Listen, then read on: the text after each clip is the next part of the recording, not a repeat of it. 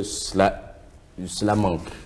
Et donc, il faut combler le manque là. Et lorsque vous le comblez, vous avez simplement de l'argent. C'est tout. C'est pourquoi je dis à la jeunesse, quand j'entends les gens dire « je cherche des opportunités », on ne cherche pas d'opportunités. Elles sont là. C'est deux choses. On crée l'opportunité ou on devient soi-même une opportunité.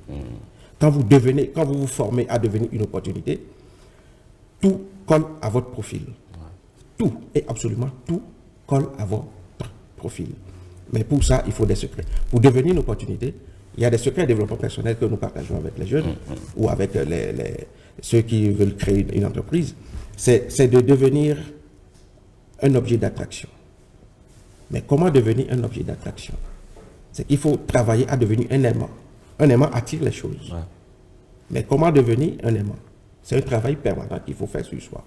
Parce que nous avons été éduqués à la dépendance.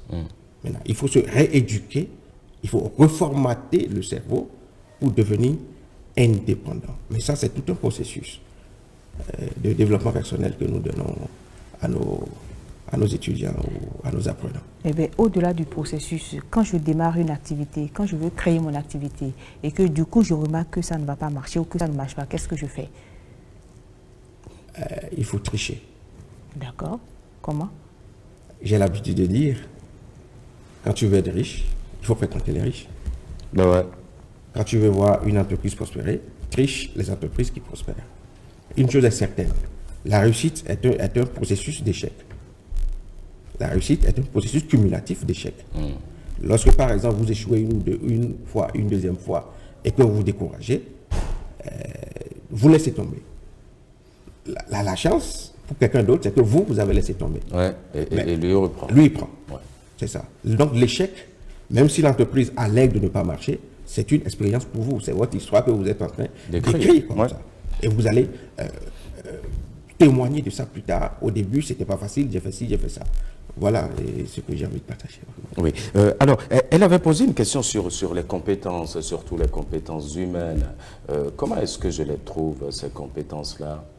Dans ma famille, dans mon cercle d'amis, ou bien... au service, peut-être? Je vais chercher à l'université. Vous allez remarquer que... J'ai compris vos questions. Vous allez remarquer que les plus grandes entreprises qui ont marché dans le monde entier, c'est les entreprises familiales. Votre premier soutien, c'est votre famille. Votre premier soutien, c'est votre famille. Après, il faut rassembler les amis. Mais votre premier soutien, c'est votre famille. Si vous avez la chance d'avoir des frères, des sœurs ou des parents qui comprennent votre vision et qui vous suivent, c'est déjà 50% de la réussite. Parce que ceux qui vont travailler avec vous, s'ils ne sont pas ils ne partagent pas les mêmes idées que vous, s'il y a plus tard des questions de leadership, de cris de leadership, vous avez des problèmes. Mais quelque part, on a tendance à dire qu'on ne fait pas d'affaires avec la famille. Mais ça, c'est le sous-développement. D'accord. C'est dans les pays sous-développés que nous avons cette mentalité.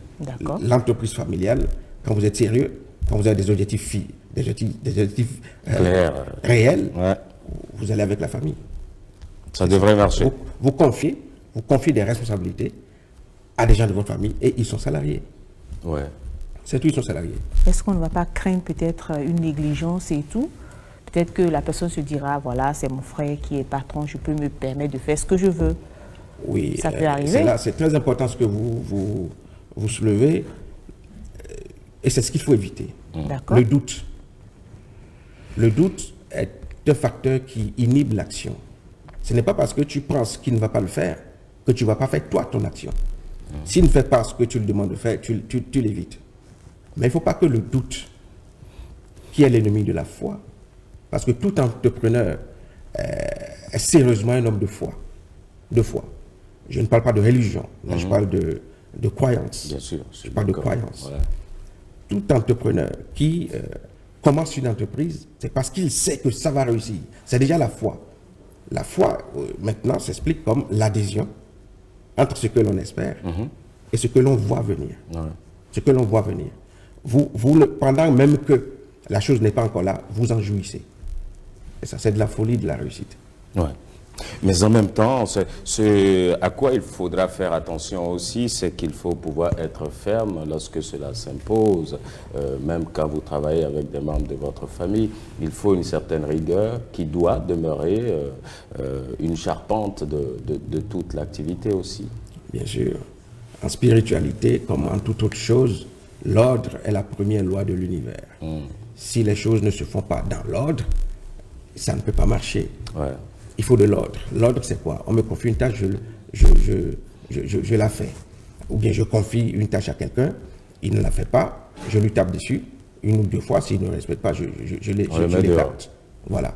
L'ordre est la première loi de l'univers, c'est pourquoi récemment, on a vu des gens qui ont dit, la loi, c'est la loi, il faut respecter la loi, sinon moi, je ne peux pas vous faire des faveurs.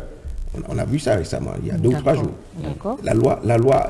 L'ordre est la première loi de l'univers et il faut la respecter.